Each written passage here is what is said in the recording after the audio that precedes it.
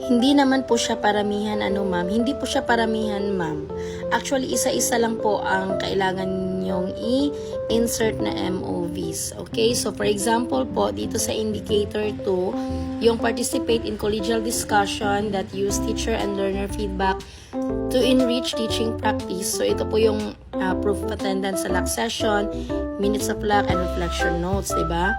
So, sa isang school year, ang dami nating LAC sessions po. Ang dami po nating FGD meetings, collegial discussions. So, hindi po pwede na lahat ng yon ay i-insert natin as MOV. So, pumili lang po kayo ng isa. Okay? So, kung meron kayong proof of attendance in LAC session, di yun na yun. Tapos, wala kayong minutes of LAC, okay lang. Reflection notes, okay lang. Basta may proof of attendance kayo. Kung meron din naman po kayong minutes of LAC, tapos wala kayong proof of attendance and reflection notes, okay lang din yon. Kung meron kayong reflection notes, pero wala kayong minutes of LAC and proof of attendance, okay lang din yon. Okay? So, isa-isa lang po.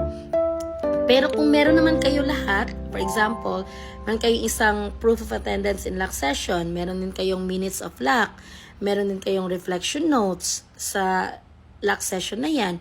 So, yun yung ilagay ninyo. Okay, so sa case ko po, nilagay ko po yung tatlong ito. Kasi, tapos pumili lang ako ng isang LAC session po. Yung pinaka-importante talaga. Okay?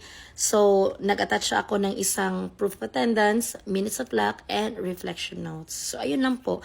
Kasi sa amin, kasi sa school namin, nagla-LAC session kami every second and fourth Friday of the month. So, ang dami naman nun. So, buong school year, kung bibilangin ko yung LAC session namin, ang dami-dami talaga. Diba? So, hindi naman pwede na ilagay ko lahat yun.